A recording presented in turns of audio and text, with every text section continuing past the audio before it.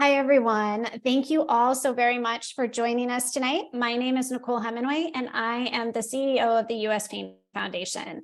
And U.S. Pain is dedicated to improving the lives of people that live with chronic illnesses as well as serious injuries that cause pain. We provide free programs and services that range from a national network of support groups, an awareness magazine, educational events, advocacy efforts, a pediatric pain program, and so much more. Our whole goal is to help individuals find a new normal again, to help them redefine their lives, to find a community, a network, to recognize that they are not alone on this journey, that we are here for you, we see you, we hear you, we understand you. We have lots of educational content on our website to really empower you along your journey. Just know that you are not alone. So tonight, I have the distinct pleasure of introducing Marcia Henry, who has a Master's of Science in Nursing and is also a registered nurse. And she partnered up with our Pain Connection Chronic Pain Support Group program as she developed a study looking at songwriting. And the study was called The Right Relief. And it was a 6 weeks course from August to September of 2022, looking at the emotional aspects of songwriting and how it can relate and impact pain. And I know that Marcia will do a much better job of telling you about the study and everything that was involved in it, as well as sharing the findings. And so tonight we are going to hear all about what she uncovered along this 6-week journey. We want to, first of all, thank everybody who might be tuning in, who participated in this study. It is so very important. And so, Marcia, it's so great to see you. Thank you so much for being here. Well, I'm delighted, Nicole. Thank you. I would like to thank, first of all, the participants and U.S. Pain, the Pain Connection, and Gwen Herman. Everyone at U.S. Pain has just been so instrumental in getting this project done. And thank you, everybody that tuned in. And also, if you'll be watching later on, I understand we're going to get this on the YouTube channel. So that's awesome. Let's just to tell you a little bit about myself. I've been at RN for about 38 years, so a long time. I've also been a musician and a songwriter for a very long time, actually longer than I've been a nurse. I got my bachelor's and master's, and I'll get my doctor of nursing practice at Georgia College and State University in Milledgeville, Georgia. And that is where I teach nursing students. I've been there 5 years. Prior to that, in nursing, I mainly worked in critical care. I love the ICU experience, working with patients and families. I still love the bedside. That's one thing I love about teaching nursing students. I can still get a taste of actually hands-on taking care of patients. Did some administration, worked some in the social work aspect with case management. But I'm in higher ed now, and I really like that. As I said, I've been a songwriter for about 4 decades. Yeah, I sure have. And I've been very fortunate to be recognized with awards and nominations. I've had 9 #1 songs in the Christian genre, and I love that. I've also had chronic pain for the last 17 years. Just in a nutshell, in 2006, I developed viral meningitis, and it left me with what I call the headache from the bad place. Headache from hell, I guess. Just go ahead and say what it is. It was awful, put me out of work for about a year. They threw pain medicine at me, different kinds of pills. Nothing really seemed to work. And then they finally did find a good combination of meds, and I was able to go back to work and function somewhat. It was rough, as all of you can identify. I know you have stories. Then I started having the surgery cycle, I call it. In 2012, I had surgery for a really rare heart defect called scimitar syndrome. And then a second surgery a week later because of complications. I got over that, but it was, as you know, the chronic pain, other things they just exacerbate each other. Then in 2016, I started having trouble with my back, probably because of all my years of nursing. It's a very physical job. And so between 16 and 2020, I had 4 major back surgeries and a hip replacement. I am at a very good place now. There are a lot of good reasons why, but one of those is my music. I play piano and I sing and I write songs. And yes, there were really dark times during those years that I didn't really write much and didn't do much. But for the last 10 years, I've been very fruitful in that.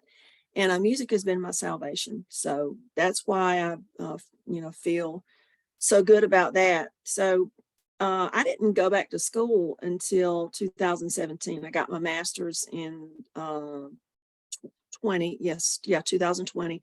And I went back to get my doctorate because I wanted to teach. And you have to do, it's like for a PhD, you have to do a dissertation. The doctor of nursing practice is a doctorate. It's more focused on taking research that's out there and putting it into clinical practice. So there was no hesitation. I wanted to do something for chronic pain and pull my music into it. Many days when I was going through so much pain, my prayer was, God, please don't let this be for nothing. I want to give back. I'd like to help some people if I can. So long story short, I got connected through Dr. Google looking for pain organizations and found Pain Connection and got connected to that in December of 21. Anyway, then we actually started the study in August of 2022. And so let's just get into this a little bit. I'm going to share my screen. And if you have any questions, please type those in the chat and I'll be happy to answer those. And I would love to hear from you tonight. So thank you again, Nicole, for having me. And thank you for you guys for tuning in. And I trust this is working. Yes, it is. Okay. So the title of my project was The Effectiveness of a Nurse-Led Songwriting Intervention on Quality of Life for Individuals with Chronic Pain. As you know, chronic pain lasts longer than 3 months. The definitions that I found in the literature that it lasts greater than 3 months or either past normal healing time. It affects about 1/5 or 20% of the US population and around the world, about 20%. Of those 20%, 8% have what we call high impact chronic pain. And that is chronic pain that really drastically affects the person's activities of daily living. The cost to the US economy is almost $600 billion in lost productivity, direct medical costs, and disability programs. Chronic pain is linked to stress and depression, decreased quality of life. Sometimes opioids can be misused. They are necessary in certain situations, but it does predispose our population to misuse. Poor feelings about the personal health. You can lost work and wages, low self-esteem, all these things that we know about, trouble sleeping, isolation, problems concentrating, and fatigue. Opioid crisis. Opioids are often prescribed for chronic pain, but they can cause the person to be vulnerable to abuse, maybe even addiction, overdose, and death. From 2015 to 2016, there was a 100% increase in deaths from opioid overdose. So we hear about the opioid crisis ad nauseum almost, but it is a crisis, and there is a great need for alternative modes of pain management. So the review of literature in a study, this might be a review for some of you, new information for others. I know we kind of have a mixed audience. But in the review of the literature, you just go through articles and research that is already out there and see, you pull things from that give you kind of like a baseline or a background for your study. So chronic pain is best managed by a multidisciplinary and multimodal approach. Multidisciplinary meaning, it takes doctors, physical therapists, holistic therapy, social work. It might, lots of different disciplines being involved, and multimodal, meaning, you're going to need medication, you might need some physical therapy, you might need some music therapy, just a lot of different things. It's just not a one and done type situation. It's a really big challenge for healthcare providers because the person's pain experience is multi-dimensional, meaning it's more than just the pain, right? So it involves their quality of life. There might be depression involved, stress involved, other mental things involved, disability, poor finances, all these things that play into it. And over time, though, there has been a shift toward more behavioral-based and holistic care, meaning dealing with the whole person and understanding that all of these things coming together can help the person's pain or make it worse. They're all interconnected. My project focuses on the complementary therapy or an adjunct therapy of songwriting.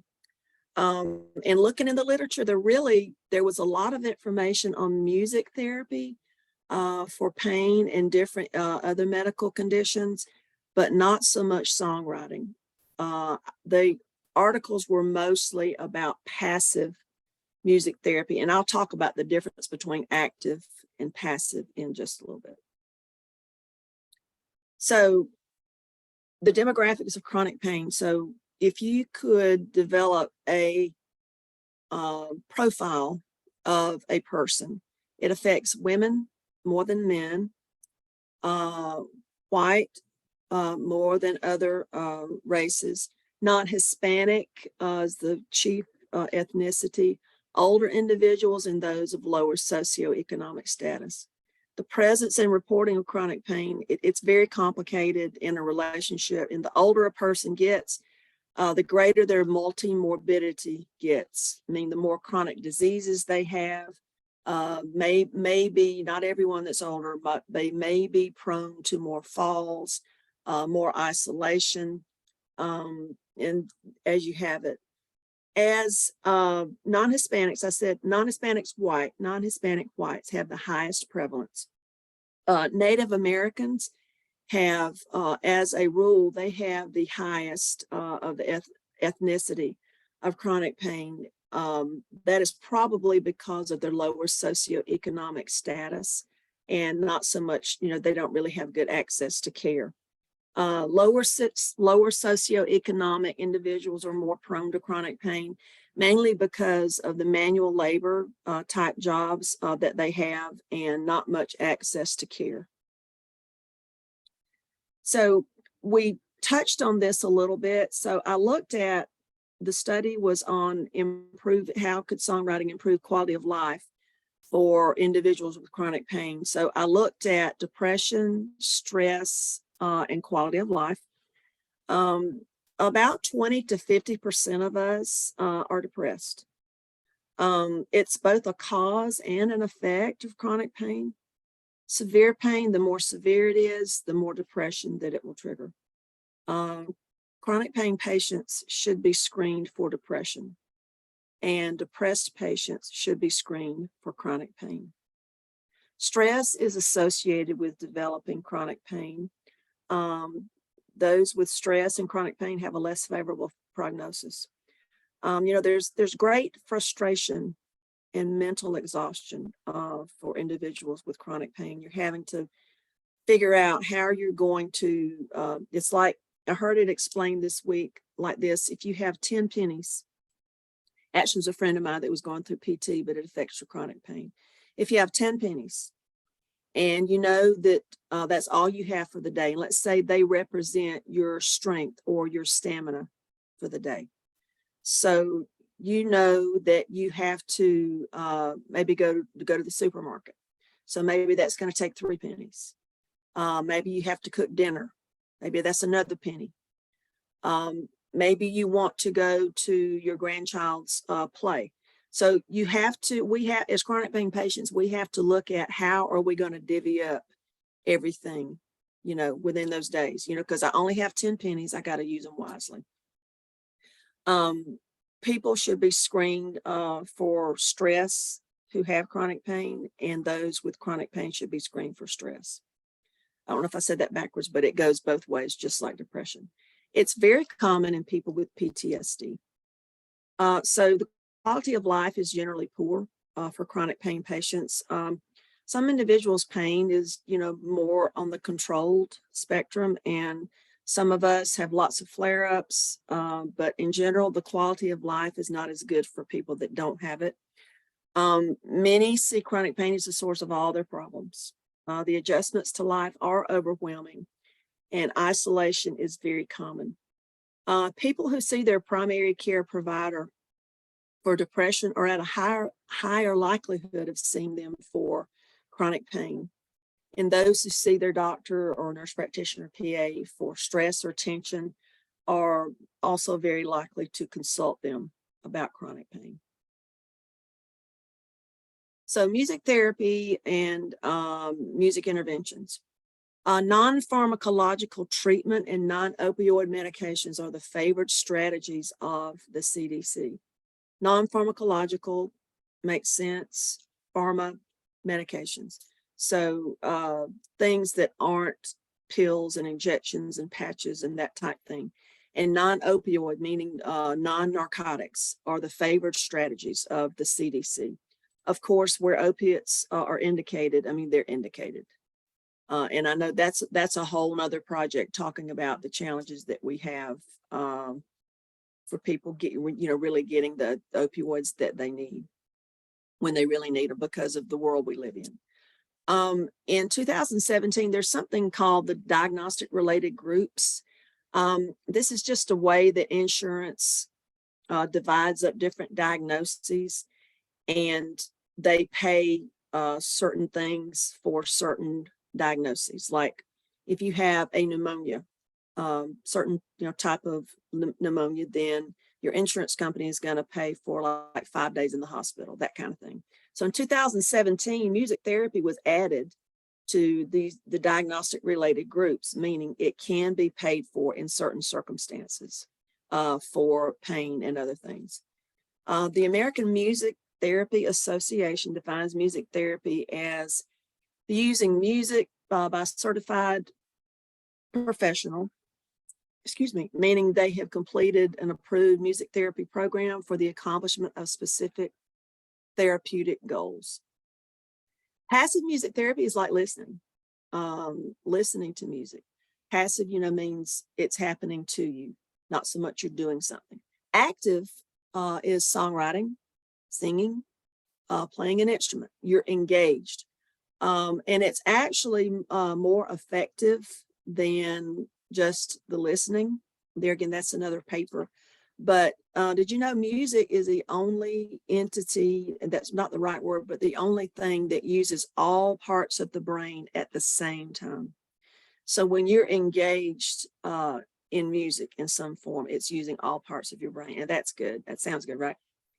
Music therapy can be administered effectively by experienced nurses. When we're talking about music therapy by someone who is not a board certified music therapist, the term music interventions is used.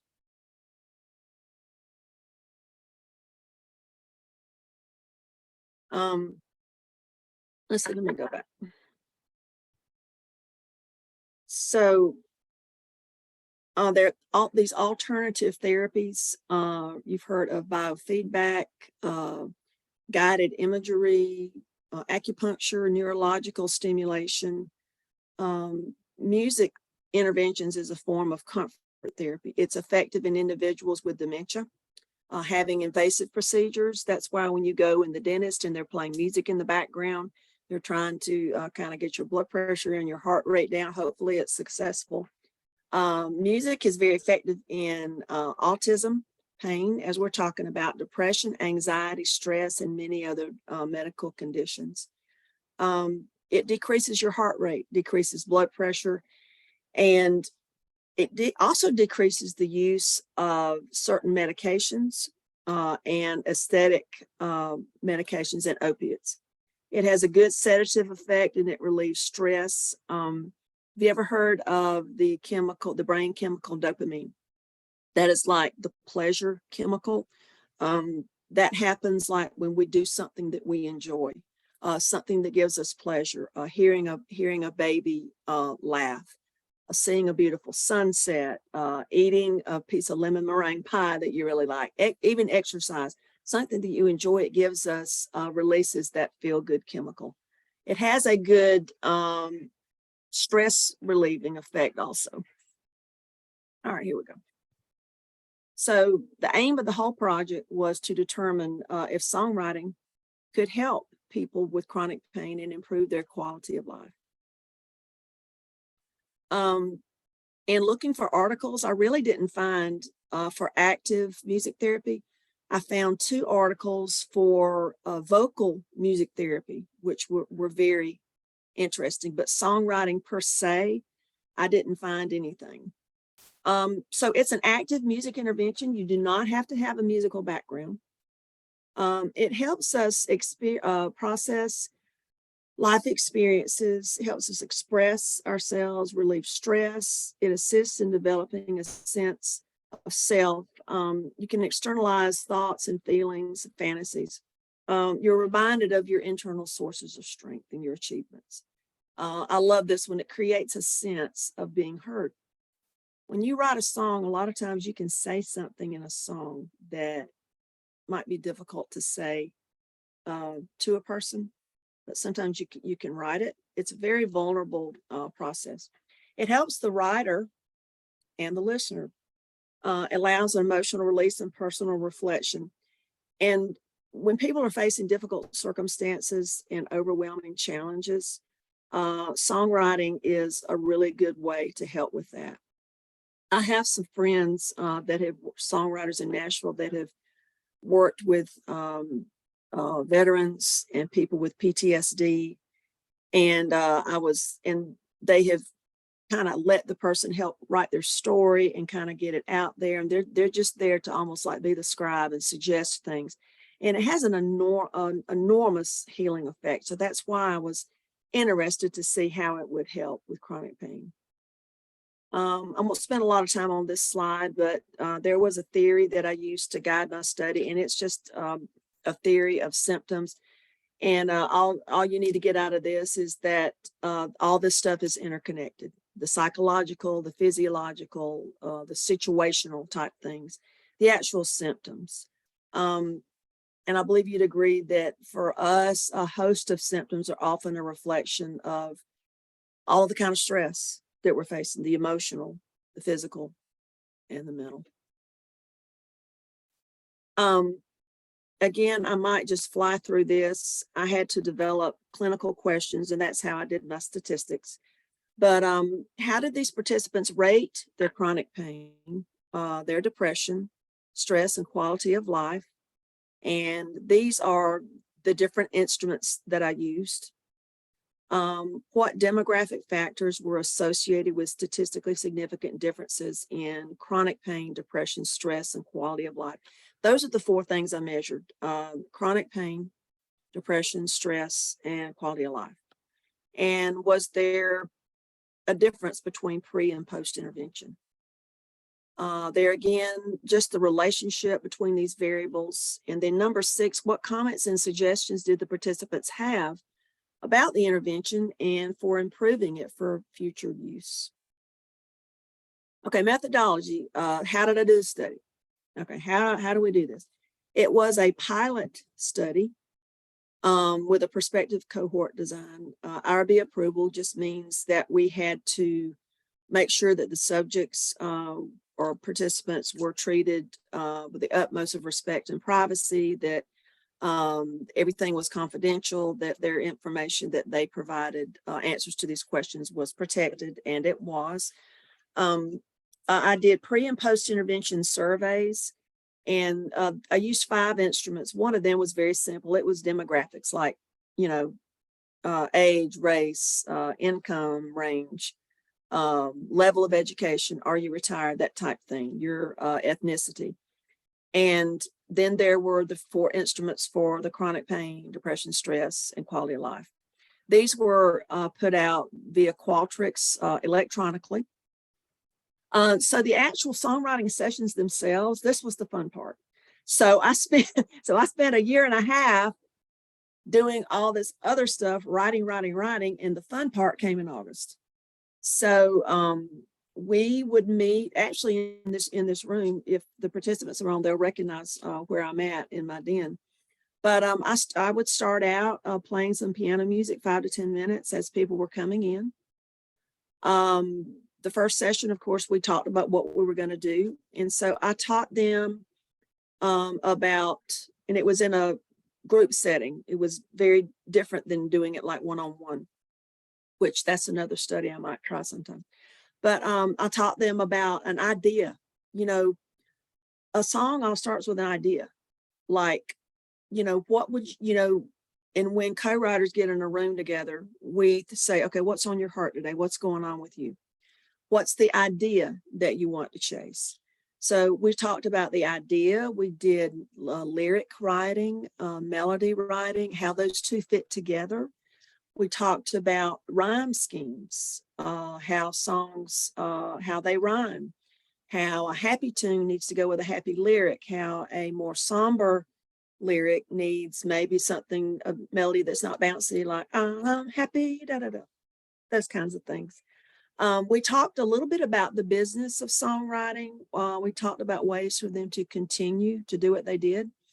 And I had suggested homework for them each week. And I was thinking, okay, you know, they're not going to be interested. Well, they jumped on it. And each week they worked on it. And when we would come back together, we only met 6 times, but when they would come back each week, I would say, okay, well, what did you do about this? Like, for instance, I would say, piece of homework might be listen to a song and see if you can identify the verse and the chorus, identify the rhyme scheme. What do you think about the melody? Does it match? That type of thing. We would go over selected homework, and then we would have objectives that we would work on that week. So it was just so much fun. I was just blessed. There's no other way to put it by these participants. They really were very encouraging and supportive of each other. The content was developed from a book on songwriting that 2 of my dear friends wrote. Nicole and I were talking. One of my friends lives kind of close to her, I think, in Nashville. Sue Smith and my friend Gina Bowe from Nebraska wrote a book on the adventures of songwriting. So I developed the content from that book, and then the participants were given a copy of the book at the end of the study. So there was data collected and analyzed using software. I did find out the opinions and comments that the participants had at the end. I was very fortunate, like I said, to be able to do this study through such an organization as the U.S. Pain Foundation.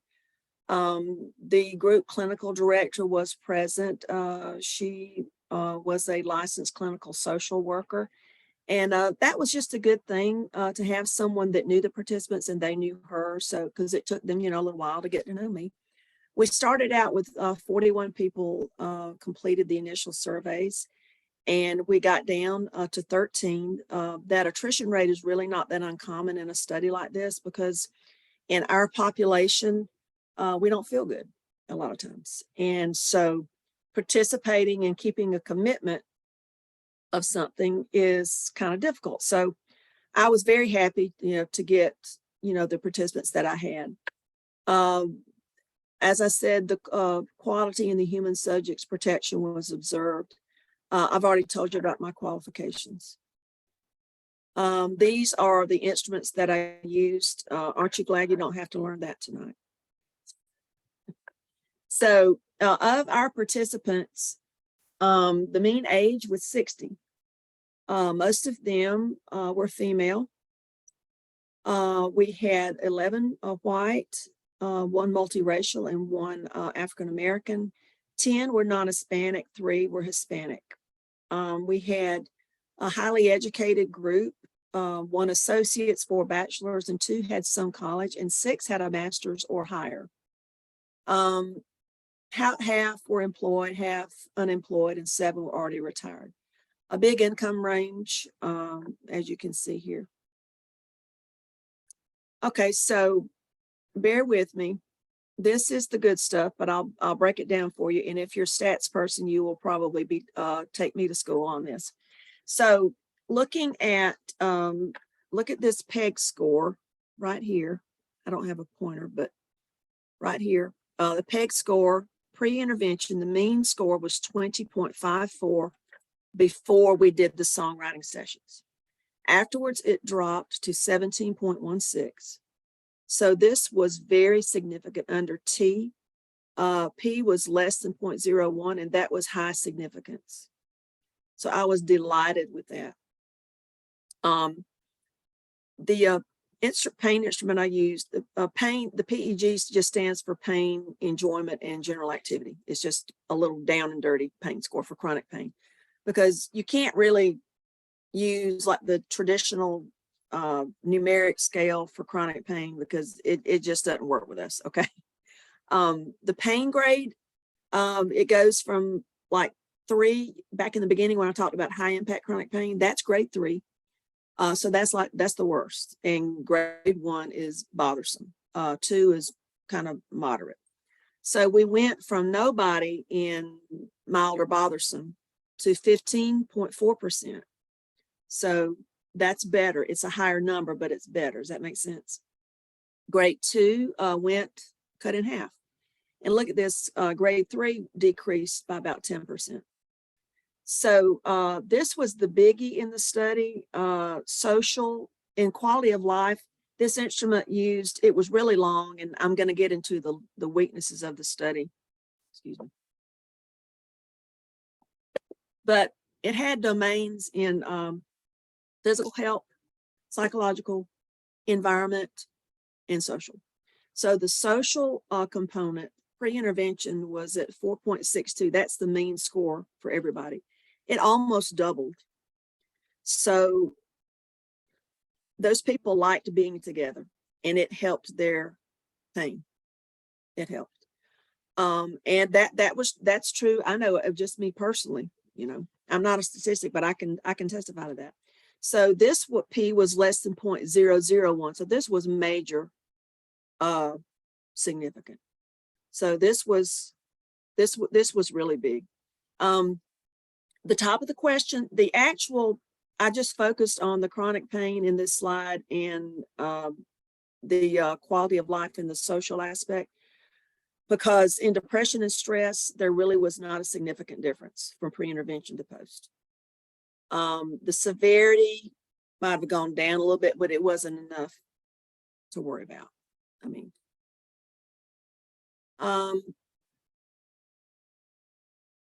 we really couldn't. I had hoped to find some relationships between the variables, and there was a low number of participants, so we really couldn't make any comparisons. Okay, hang with me. I'm not, So I wanted to know the relationship between the demographic variables, chronic pain, depression, stress, and quality of life, and pre-intervention scores and post-intervention. Marcia? So, yes. I apologize for jumping in, but we did just have one question. I think it might be easier to answer it right now. Okay, certainly. What was the SD on the prior slide? Standard deviation. Perfect. Thank you. No problem. No problem at all. So I wanted to know the relationship between all these variables. There was no significant difference between the people who started and the people who completed it. But if their level of depression and stress were high, their psychological health was low. In the post-intervention sample, if their stress level increased, so did the severity of depression. When their chronic pain increased, their whole physical health decreased. As psychological health increased, their overall quality of life increased. So we're feeling better, not as much stress and depression, then our quality of life is improving. As the social support declined, depression, stress, and chronic pain increased. And finally, as the participants' social support increased, so did their physical health. This one is just a bunch of stats, gobbledygook. If you want to talk about it, we'll do another webinar. But my chair had to really help me understand this. Okay, so finally, the participants, they were so wonderful. They had some really good suggestions, and I just pulled these into common themes. They liked that I was positive. They said I was encouraging and positive.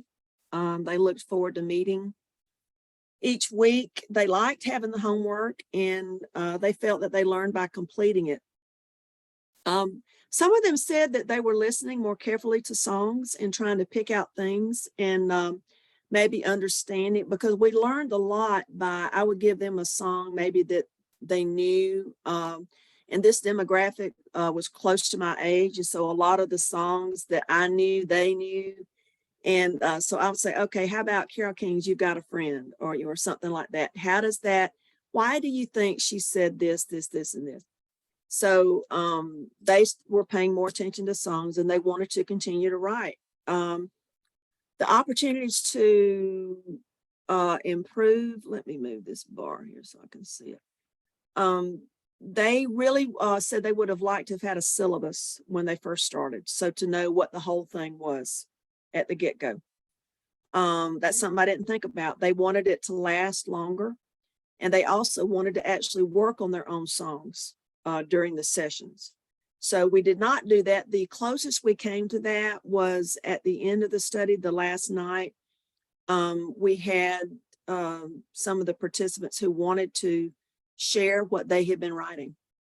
And some of them had actually made some little, what I call work tapes, which is, it's not a professional recording, but as songwriters, we do that. We just do a voice memo in our iPhone or something just to track, to capture it. But it was amazing the way they worked together and everything. So let me get this out of here.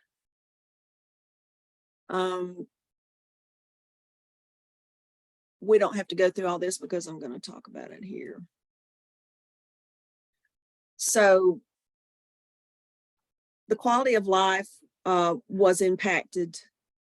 And what this is saying right here is the theory that I used in my study.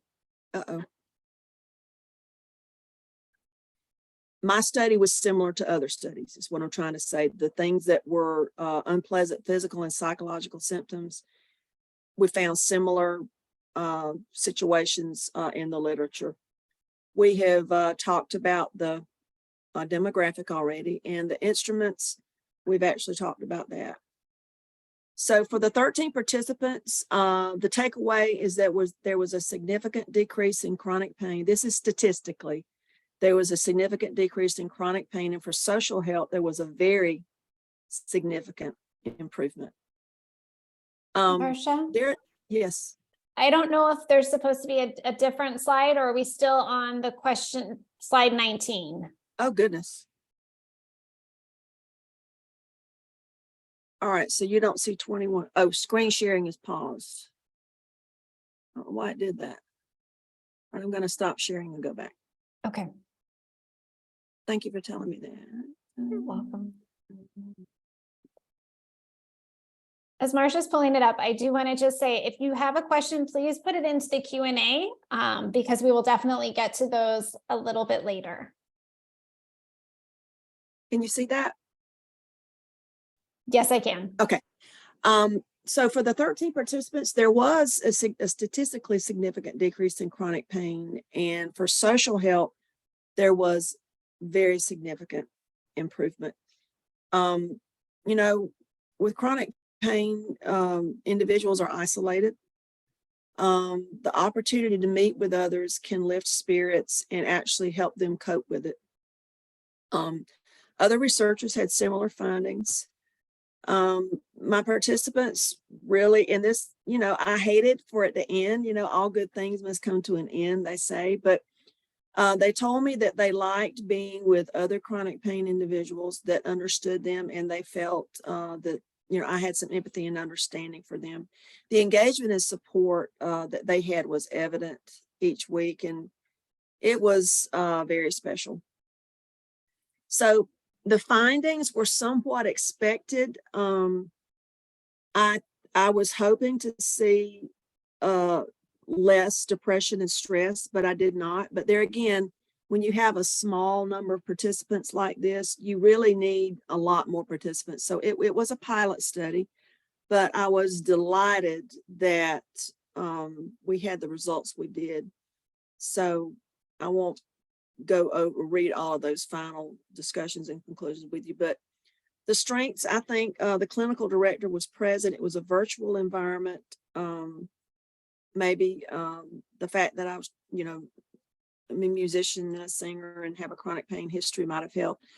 The survey was very long.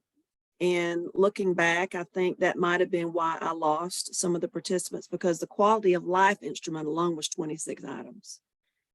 And so then there were like 10 items on the depression scale, 10 items on the stress and the demographics. So, you know, if you're not feeling good, you're not likely to fill this out.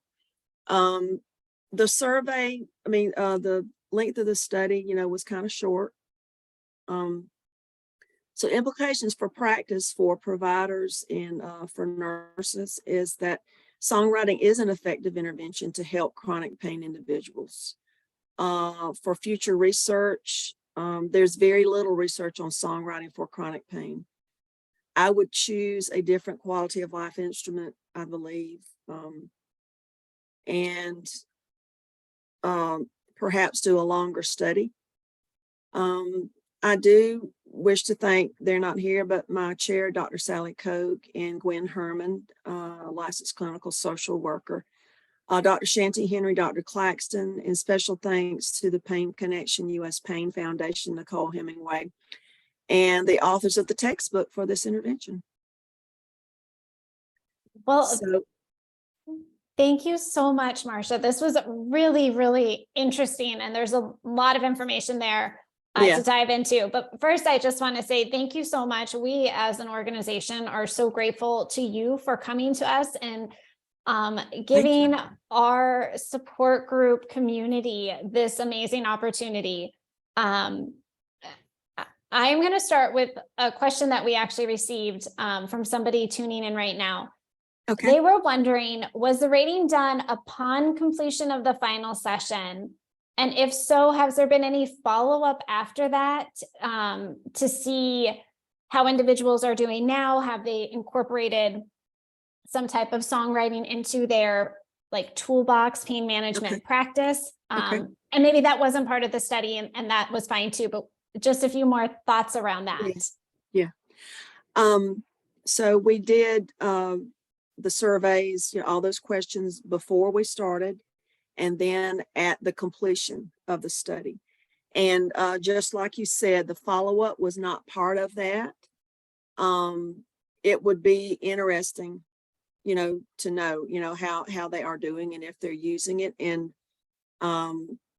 future studies. I know this is chronic pain is going to be my research area. So in academia. So I know I'm going to be doing more work with this, and that might be something to add. That's fantastic. So we actually have two other questions. Is there going to be a new study, because this was a pilot study, that we can join? And if so, will you make sure that U.S. Pain Foundation community knows about it so that they can participate? Oh, goodness, that is incredible. Oh, I'm honored.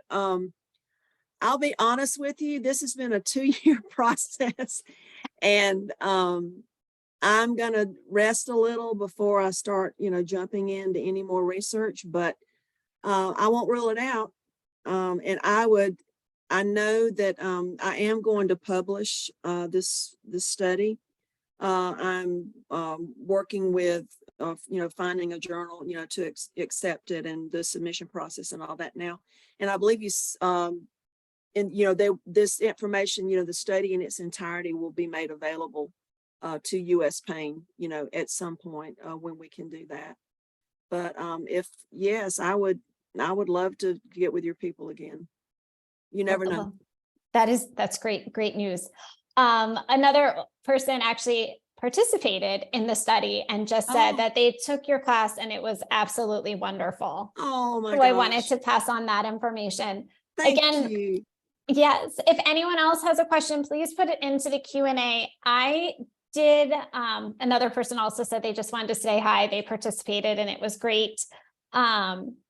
One question that I actually had for those that are asking if there's going to be another study is how, and maybe it's to get the book, The Adventures of Songwriting, but how can somebody start taking more of that active approach and looking at, I believe it was active music therapy as a potential to help manage their pain?